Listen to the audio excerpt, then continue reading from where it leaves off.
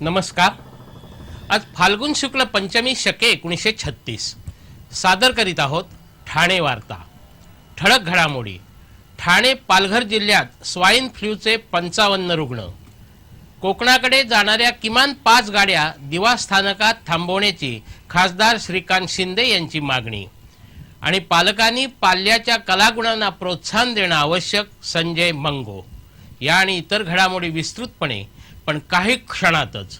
ठाणे वार्ता पहा श्रीस्थानक वाहिनीवर। आता सकाळी 9:15 पासून रात्री 9:15 पर्यंत ठाणे वार्ता, ठाण्यातील पहिलं दृकश्राव्य माध्यम।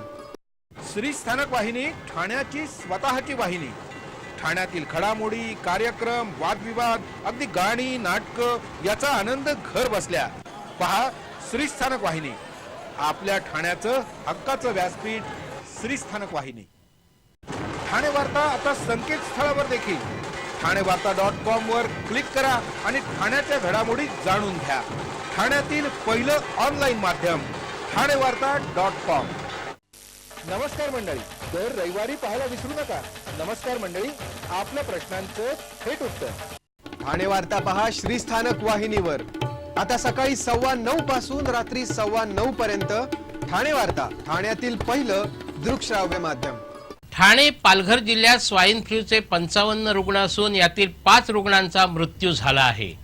स्वाईन फ्लूची लागण ठाणे, कल्याण, डोंबिवली, उल्हासनगर अशा भागात झाली असून ठाणे शहरात उच्चभ्रू वस्तीतील 2 महिलांचा स्वाईन फ्लूनं बळी घेतला आहे। राज्याच्या कोकण विभागीय आरोग्य विभागाचे सहाय्यक संचालक KR खरात यांनी एका पत्रकार परिषदेत ही माहिती दिली। जिल्ह्यामध्ये स्वाईन फ्लूचे 52 तर पालघर जिल्ह्यात 3 रुग्ण आढळले आहेत। जिल्ह्यामध्ये 4 तर पालघरमध्ये 1चा मृत्यू झाला आहे। ठाणे महापालिका क्षेत्रात आतापर्यंत 23 रुग्ण आढळले असून घोडबंदर परिसरातील विनीता विश्वास आणि जयश्री बलबले यांचा मृत्यू झाला आहे। जिल्हा रुग्णालय आणि उपविभागीय दर्जा असलेल्या 21 रुग्णालयांमध्ये स्वाईन फ्लूच्या रुग्णांसाठी विशेष कक्ष तयार करण्यात आला असून 33 व्हेंटिलेटर तयार ठेवण्यात आले आहेत। 5 वर्षाखालील मुलांना पातळ औषध द्यावं लागतं म्हणून 735 बाटल्या रुग्णालयात पाठवण्यात आल्या आहेत। सरकारी रुग्णालयांबरोबरच खासगी डॉक्टरांकडूनही संशयित रुग्णांवर योग्य उपचार व्हावेत यासाठी खासगी डॉक्टरांनाही प्रशिक्षण दिलं जात आहे। उन्हाचं प्रमाण वाढू लागल्यानंतर स्वाईन फ्लूच्या जंतूंचा नाश होईल, त्यामुळे घाबरून जाऊ नये असं आवाहन आरोग्य अधिकाऱ्यांनी केलं आहे। दिवावासियांचं जलद गाडीचं स्वप्न लवकरच प्रत्यक्षात येणार आहे। दिवा रेल्वे स्थानकामध्ये जलद गाडी थांबवण्याचं आश्वासन केंद्रीय रेल्वे मंत्री रमेश प्रभू यांनी दिलं होतं। त्या संदर्भात कल्याणचे खासदार डॉक्टर श्रीकांत शिंदे यांनी रेल्वेच्या वरिष्ठ अधिकाऱ्यांसह दिवा स्थानकाला भेट देऊन तेथील सुविधांची पाहणी केली। दिवा स्थानकात लवकरच जलद गाड्या थांबवण्यात येणार असून याबाबतचं सर्वेक्षण पूर्ण झालं आहे। यासाठी फलाट क्रमांक 2ची उंची वाढवली जाणार आहे। दिवा भागात जाणवत असलेल्या पाणी टंचाईवर मार्ग काढण्यासाठी दिवा पश्चिमेकडून पूर्वेकडे 6 इंचाच्या 2 जलवाहिन्या पुश थ्रू पद्धतीने रेल्वे मार्गाखालून टाकण्यासाठी रेल्वेने ना हरकत प्रमाणपत्र द्यावं अशी मागणीही खासदार श्रीकांत शिंदे यांनी यावेळी केली। होळी तसंच गणेशोत्सवासाठी कोकण रेल्वेच्या गाड्यांना दिवा स्थानकात थांबा नसल्यामुळे कोकणाकडे जाणाऱ्या किमान 5 गाड्यांना दिवा रेल्वे स्थानकात थांबा मिळावा अशी मागणी खासदार श्रीकांत शिंदे यांनी यावेळी केली। त्याला रेल्वे अधिकाऱ्यांनी तत्वतः मान्यता दिली आहे। ठाण्यातील वादाच्या भोवऱ्यात सापडलेल्या शिवाजी महाराज मुसलमानांचे शत्रू होते का या परिसंवादाला परवानगी नाकारल्याच्या निषेधार्थ राष्ट्रवादी काँग्रेसच्या कार्यकर्त्यांनी गडकरी रंगायतनवर मूक मोर्चा काढून निषेध व्यक्त केला। यावेळी दिवंगत गोविंद पानसरे यांच्या हत्येचाही निषेध करण्यात आला। मुस्लिम युथ फोरमच्या वतीने ठाण्यामध्ये छत्रपती शिवाजी महाराज मुसलमानांचे शत्रू होते का या विषयावर एका परिसंवादाचं आयोजन करण्यात आलं होतं। या परिसंवादाला हिंदुत्ववादी संघटनांनी विरोध दर्शवल्यामुळे पोलिसांनी वाट टाळण्यासाठी परिसंवादाला परवानगी नाकारली होती। तरीही परिसंवाद करणारच या भूमिकेवर आयोजक ठाम होते। त्यामुळे गडकरी रंगायतनसमोर कडेकोट पोलीस बंदोबस्त ठेवण्यात आला होता। राष्ट्रवादी काँग्रेसचे आमदार जितेंद्र आव्हाड यांच्या नेतृत्वाखाली कार्यकर्त्यांनी गडकरी रंगायतनवर मूक मोर्चा काढून व्यक्ती स्वातंत्र्यावर झालेल्या हल्ल्याचा निषेध व्यक्त केला। काही काळ निदर्शनं करून कार्यकर्ते निघून गेले. दरम्यान पोलिसांनी जमावबंदीचा आदेश मोडला म्हणून आमदार जितेंद्र आव्हाड यांच्यासह 7 नगरसेवकांवर गुन्हे दाखल केले आहेत. वाहतूक शाखेतील पोलिसाच्या दक्षतेमुळे कल्याणमध्ये एक गंभीर प्रसंग टळला. कल्याण पश्चिमेला खडकपाडा येथील वर्षा पार्क इमारतीत शनिवारी सकाळी अचानक मोठ्याने 7-8 स्फोट झाल्याचे आवाज होऊन धुराचे लोळ इमारतीच्या जिन्यात आणि इतरत्र पसरून गोंधळ आणि घबराटीचं वातावरण निर्माण झालं. याच इमारतीत 4थ्या माळ्यावर ठाणे वाहतूक शाखेचे काम करणारे रघुनाथ कवळे राहतात.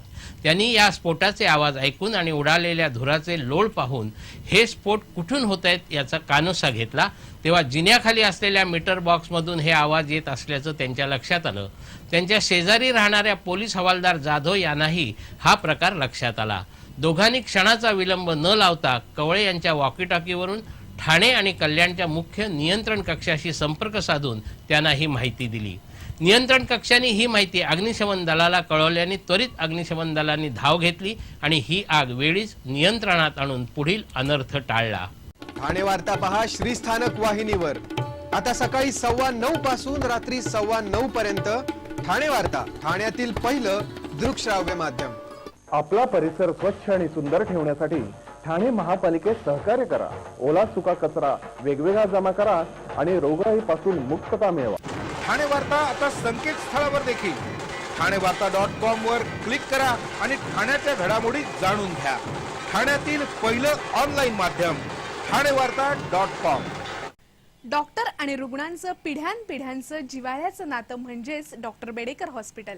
आता अत्याधुनिक सोयी सुविधा आणि तंत्रज्ञान युक्त वंध्यत्व निवारण केंद्रात IVF आणि टेस्ट ट्यूब बेबीचीही सुविधा.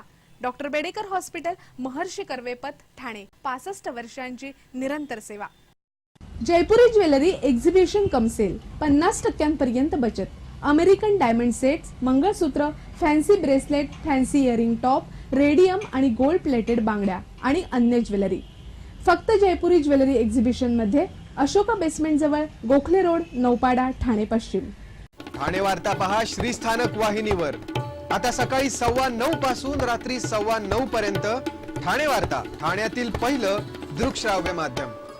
आपल्या मुलांना केवळ गुणांच्या चौकटीत न बांधून ठेवता त्यांच्या इतर कला गुणांना प्रोत्साहन देऊन त्यांचा आत्मविश्वास वाढवणं हे पालकांचं प्रथम कर्तव्य आहे. मुलांची आवड लक्षात घेऊन त्यांना योग्य मार्गदर्शन मिळवून देणं हे पालक आणि मुलांमधील निकोप नात्यासाठी महत्त्वाचं आहे, असं प्रतिपादन ठाण्यातील ज्येष्ठ सामाजिक कार्यकर्ते संजय मंगो यांनी केलं. समता विचार प्रसारक संस्थेच्या वतीने आयोजित करण्यात आलेल्या व्याख्यानमालेत संजय मंगो बोलत होते. त्यावेळी वंचितांचा रंगमंचात गाजलेल्या लोकमान्य नगर येथील मुलांनी बसवलेलं तणाव हे नाटक सादर करण्यात आलं. पालकांनी आपल्या अपेक्षांचं ओझं मुलांवर टाकू नये. मुलांना समजून घेऊन त्यांच्या अभ्यासाव्यतिरिक्त आणखी वेगळ्या कलांमध्ये, खेळांमध्ये आवड आणि गती असेल तर त्यांना प्रोत्साहन द्यावं. अभ्यासा पलीकडेही जगात करण्यासारखं खूप काही आहे. पालकांनी स्वतः समजून घ्यायला हवं, अशी अपेक्षा संजय मंगो यांनी यावेळी व्यक्त केली. ठाणे महापालिका शाळांमधील शिक्षकांसाठी आवास समस्या या विषयावर एक मार्गदर्शन शिबिराचं आयोजन करण्यात आलं असून या शिबिराचं उद्घाटन महापौर संजय मोरे यांच्या हस्ते होणार आहे. वर्षानुवर्ष शिक्षकी पेशामध्ये काम करणाऱ्या शिक्षकांनी आपल्या स्वरयंत्राची आणि पर्यायाने आवाजाची काळजी कशी घ्यावी यासाठी या क्षेत्रातील तज्ज्ञ डॉक्टर सोनाली लोहार, प्रख्यात कान, घसा, नाक तज्ज्ञ डॉक्टर आशेष भूमकर या शिबिरात मार्गदर्शन करणार आहेत. काशीनाथ घाणेकर नाट्यगृहात उद्या या शिबिराचं आयोजन करण्यात आलं आहे.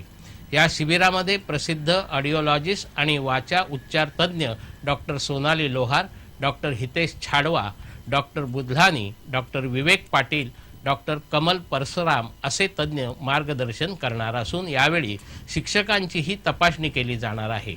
या कार्यक्रमास प्रसिद्ध अभिनेता प्रशांत दामले, सागर तळाशीलकर, उदय सबनीस असे अनेक कलाकारही उपस्थित राहणार आहेत. ठाण्यातील मासुंदा तलावातील बोटिंगसाठी कोणतीही सुरक्षा विषयक काळजी घेत नसल्याचं उघड झालं असून ठाण्यातील एका पत्रकारालाच असा जीवघेणा अनुभव आला आहे. ठाण्यातील जनादेशमध्ये काम करणारे संजय भालेराव हे काल आपल्या कुटुंबासह मासुंदा तलावात नौका विहारासाठी गेले होते. त्यांना पांढऱ्या रंगाची हंसाचा आकार असणारी पॅडल बोट देण्यात आली होती. या बोटीत सुरुवातीलाच काही प्रमाणात पाणी साचलं होतं. याची कल्पना देऊनही बोटीत पाणी असणारच असं त्यांना सांगण्यात आलं. 10-15 मिनिटं बोट चालवल्यानंतर बोट डाव्या बाजूला हेलकावे खाऊ लागली. बोटीतील पाण्याची पातळीही वाढू लागली. त्याचवेळी बाजूनी जाणाऱ्या एका बोटीतील मुलीनं बोटीच्या काही भागातून पाणी बाहेर येत असल्याचं संजय भालेराव यांना सांगितलं. त्यावर त्यांनी अत्यंत घाईघाईने पॅडल मारून किनारा गाठण्याचा प्रयत्न केला. ही गोष्ट तिथे उपस्थित असणाऱ्यांना त्यांनी लक्षात आणून दिली, पण त्यांनी ही बाब फारशी गांभीर्याने घेतली नाही. खरं तर बोटिंग करताना लाईफ जॅकेट देणं, बोटीचं ऑडिट करणं, बोट फिरत असताना संरक्षक बोट तलावामध्ये फिरवणं अशा गोष्टींची गरज आहे, पण अशी कोणतीही काळजी घेतली जात नाही. संजय भालेराव यांनी या प्रकरणी पालिका आयुक्तांकडे तक्रार केली असून या प्रकरणी दखल न घेतल्यास मासुंदा तलावामध्ये एखादा मोठा अपघात होण्याची भीती भालेराव यांनी या तक्रारीतून व्यक्त केली आहे.